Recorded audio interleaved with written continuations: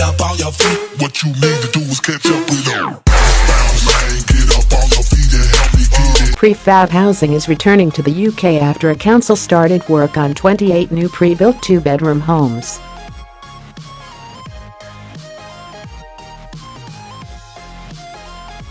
Authorities in Reading are spending nearly £2 million on so-called modular houses like those thrown up during the Homes for Heroes campaign of the post-war years.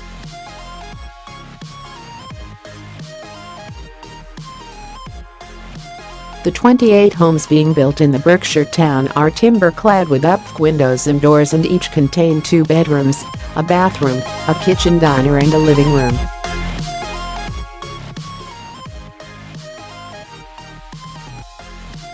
They will be used the house to homeless families who would otherwise be put up in B&Bs, and a move the local council hopes will save money over time.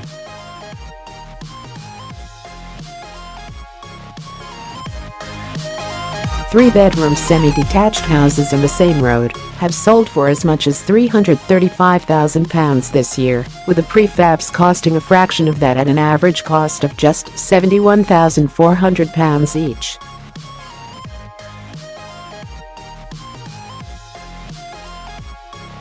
According to the council, it costs around £13,000 a year on average to house a family in a bed and breakfast.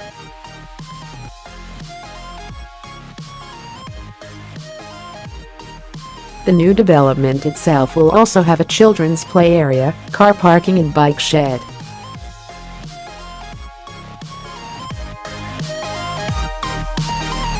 The council applied for 5 years of planning permission for the homes, which are described as temporary in official documents.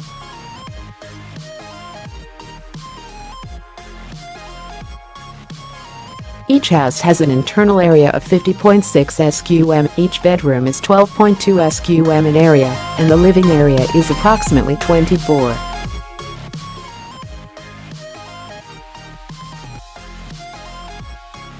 For sqm in 2016, it was revealed that almost 23,000 people were on the housing waiting list with Reading Borough Council.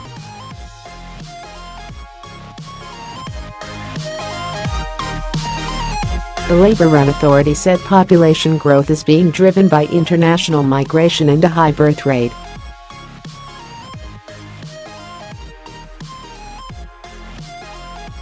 Officials also said the amount of people needing a new home had doubled in 5 years, leaving the council with its highest levels of demand in more than 20 years.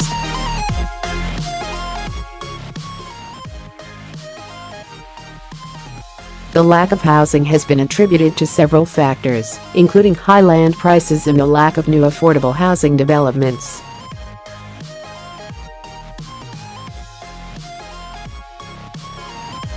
An increase in right-to-buy sales has also led to reduced social housing.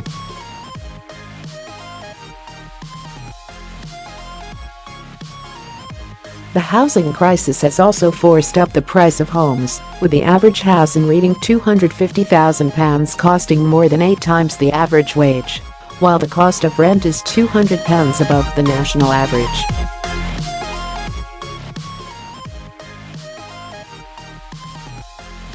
Work is underway to install and furnish the homes, and the first families are expected to move in January.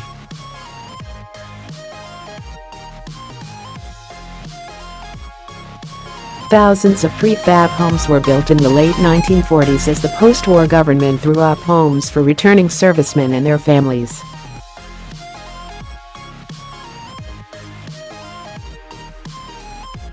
But the low-quality materials and quick construction meant many of the homes became synonymous with being cheap and nasty.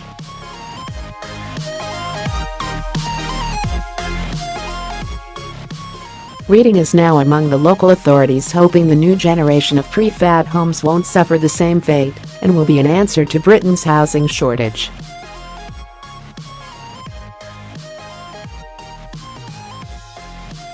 Cllr John Ennis, Reading's Lead Councillor for Housing, said this development will reduce the number of families requiring emergency accommodation being placed in bed and breakfasts and provide them with a comfortable and well-equipped temporary home.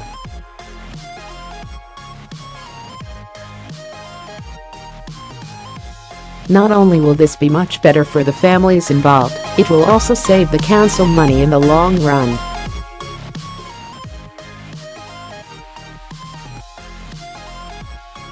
But the plans did not receive universal approval. A letter from residents of the nearby Caversham Park village last year accused the council of resurrecting a bad and failed solution of the past.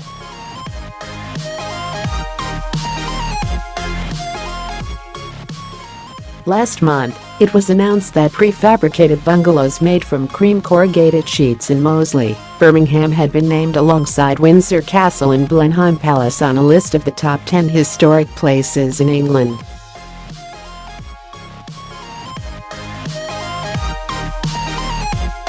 The prefabs that gave a home to a battered Britain. The Luftwaffe's destruction of London during the Blitz forced housing authorities to follow the American fashion for prefabricated buildings.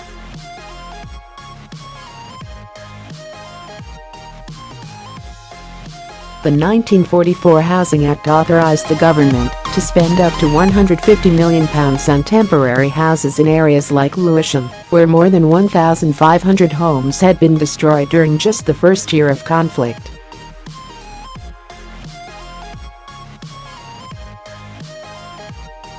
Cheap and quick to build, the prefab houses were popular with both councils and residents, not least because they were the first buildings many had lived in to have an indoor toilet.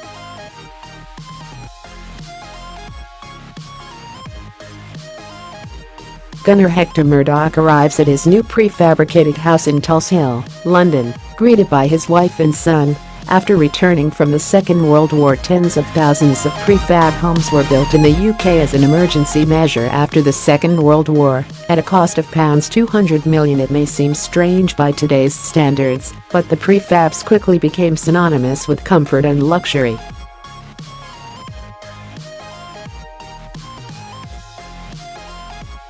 In fact, the wartime government was so proud of its new idea that it commissioned a prototype to appear at the Tate Gallery in London.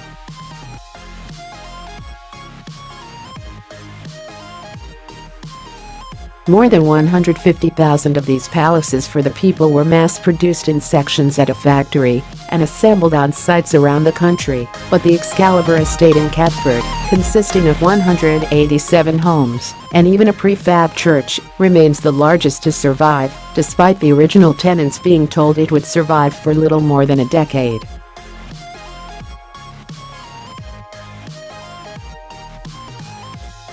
The Queen Mother is greeted by locals as she visits an estate of prefab homes in Park Crescent Mews, West London. In July 1950, the return to prefab homes comes amid another housing crisis, during which time the industry is facing a massive shortage in skilled labourers.